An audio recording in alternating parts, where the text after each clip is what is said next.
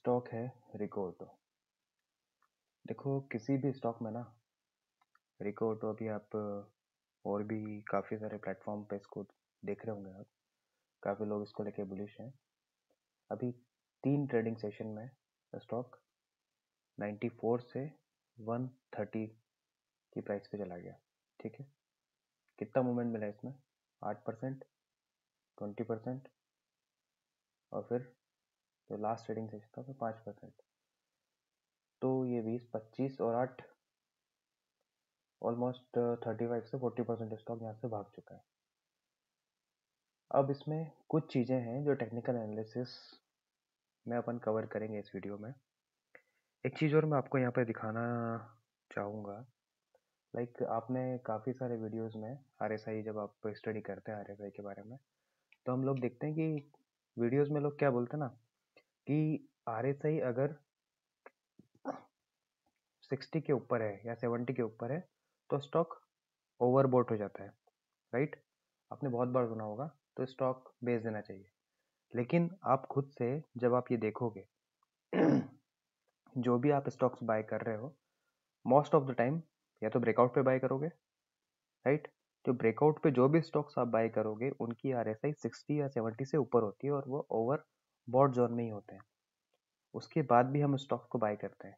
तो ये जो आप कहीं से भी ये सीख रहे हो कि 60 या 70 के ऊपर अगर RSI जा रही है तो वो ओवर बॉट स्टॉक है, तो वो कोई सही तरीका नहीं है RSI को पढ़ने का। RSI इंडिकेट करती है ओनली स्टॉक के मूवमेंट को।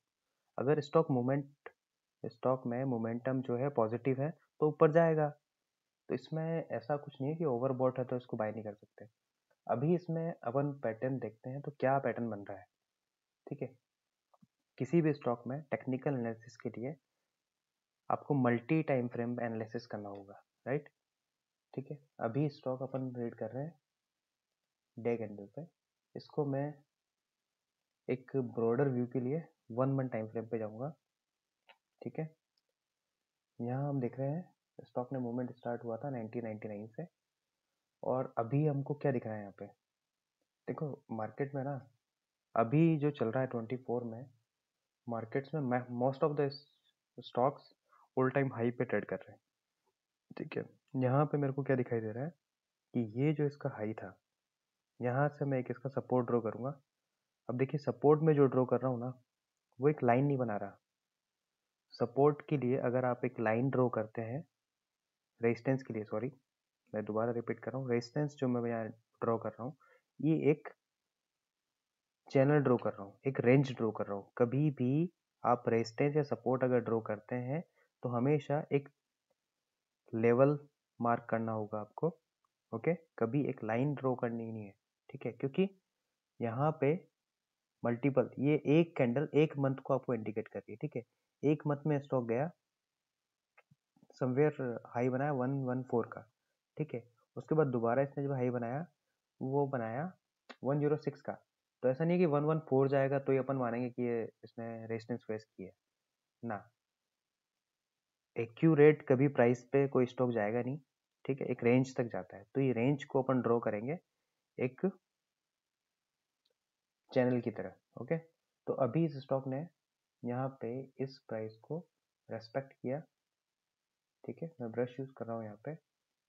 फर्स्ट टाइम इसने यहाँ पे मारा, ठीक है, 2005 में, फिर दोबारा इस प्राइस पे आया 2018 में और फिर से ये स्टॉक यहाँ पे 2024 में इसने ब्रेकआउट देके इसको क्लोज कर दिया।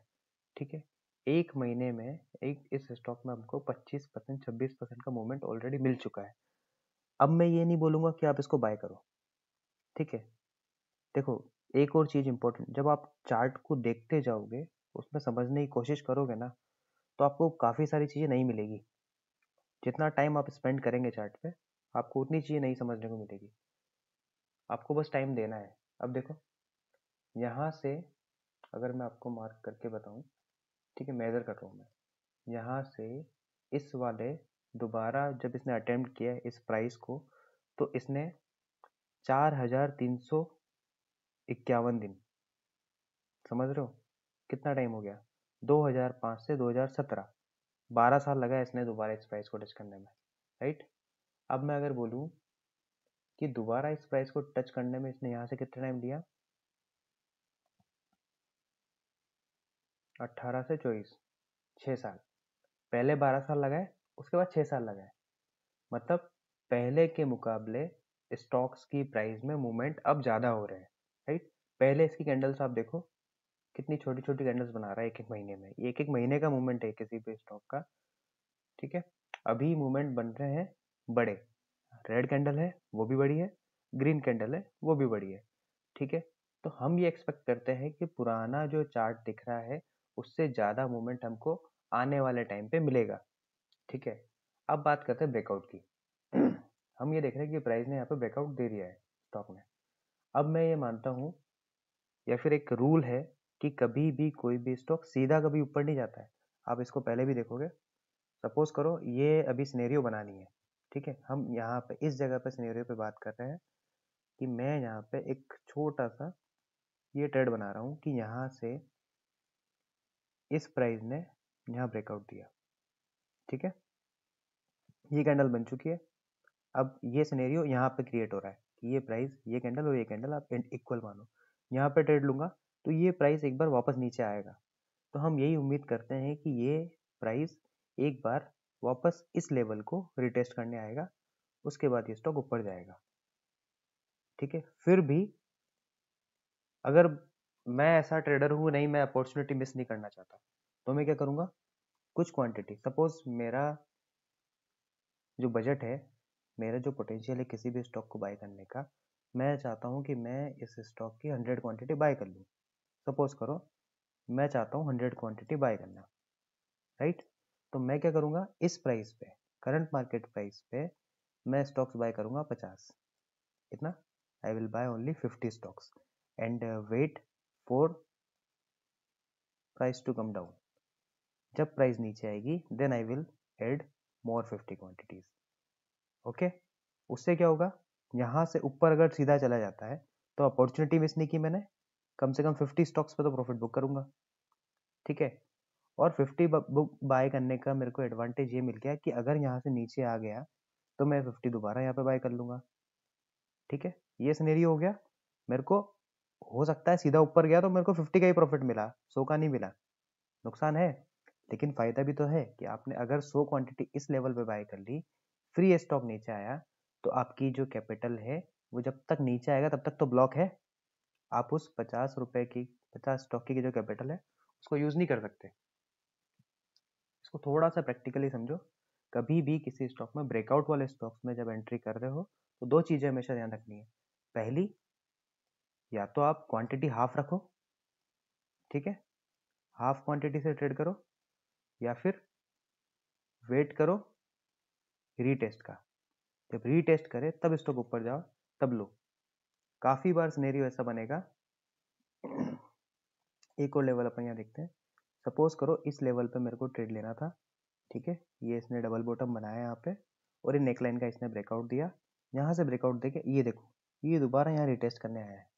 इस रिटेस्ट पे जब एंट्री करोगे ना, तब आपको मूवमेंट और अच्छा मिलेगा, ठीक है। हमेशा अधिकतर लोग इस जगह एंट्री करते हैं, फंस जाते हैं, ठीक है। तो मेरे इस वीडियो को देखने के बाद आप ये समझो कि जब भी ब्रेकआउट ट्रेडिंग कर रहे हो तो रीटेस्ट का वेट करो, आपको मूवमेंट अच्छा मिलेगा, सेफ साइड मिलेगा। दूसरी सबसे बड़ी चीज, मैं एक बार इन सारी ड्राइंग्स को रिमूव कर रहा हूँ, एक चीज आपको और बताता हूँ। अगर आप रीटेस्ट के बाद कोई एंट्री लेते हैं तो आपको फायदा क्या है। सपोज करो ये लेवल था, आपने वेट किया रीटेस्ट का, ठीक। अब यहाँ अगर एंट्री कर रहे हो ना, तो आपको स्टॉप लॉस ये रखना है बस। समझ रहे हो बात को। आपने एंट्री कितना किया, 74 पे, स्टॉप लॉस रखा ओनली 61 का, 10 रुपए का स्टॉप लॉस ओनली। अगर यहाँ एंट्री करते हो तो आपके पास निकलने के लिए जगह कहाँ है, आपको वेट करना पड़ेगा इस लेवल का। तो 90 से 60 या 74 से 60, वो आपको डिसाइड करना है। और एंट्री लेना जरूरी नहीं है किसी भी स्टॉक में। सबसे इंपॉर्टेंट चीज एक मार्केट में ट्रेड करने वाले को ये पता होना चाहिए, जरूरी नहीं है हर स्टॉक में एंट्री मिले, और जरूरी नहीं है हर स्टॉक में एंट्री लो। ढूंढो दूसरे स्टॉक, काफ़ी सारे स्टॉक्स हैं, काफ़ी सारे तरीके हैं स्टॉक्स ढूंढने के, उनके बारे में स्टडी करो। मार्केट में काम करना ओनली ये नहीं है कि मेरे को स्टॉक में बाय किया और प्रॉफिट हो जाए, ये भी इम्पोर्टेंट है कि मेरे को स्टॉक सर्च करना, स्टॉक को स्टडी करना, टेक्निकल एनालिसिस सीखना, ये सब चीज़ ज़रूरी है।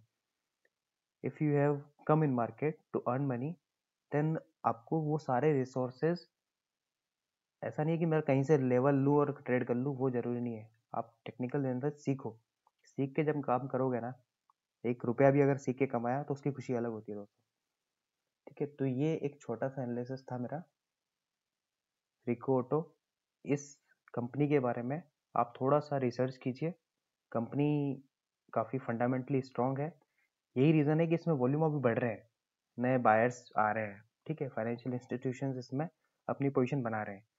इसके लिए काफ़ी सारे टूल्स हैं, स्क्रीनर है, वहाँ जाइए, कंपनी के बारे में पढ़िए और फिर इन्वेस्ट कीजिए। क्योंकि अपन जो यहाँ पे देख रहे हैं ना, ये जो अपन ने मार्क किया है, एक एक कैंडल एक एक मंथ की है। आप एक ट्रेड लोगे तो आपको कुछ महीने वेट करना होगा प्रॉफिट के लिए, ये इंट्राडे वाला गेम नहीं है। अगर आप 1 महीने की कैंडल देख के किसी पोजीशन पे जा रहे हो तो आपको वेट भी उतना ही करना पड़ेगा। ठीक है, तो आप अगर कैपिटल को ऐसी जगह लगा रहे हैं जहाँ पे टाइम लगने वाला है, तो थोड़ा सेफ होके उस जगह इन्वेस्ट करो, कंपनी के बारे में पता करो, फिर अपनी पोजीशन बनाओ। ठीक है, आई होप मेरी पॉइंट जो मैं आपको समझाना चाहता हूँ आप समझ गए होंगे। ठीक है, फिर भी आपको कोई डाउट है तो प्लीज़ आप मेरे को कमेंट कीजिएगा। Thank you so much.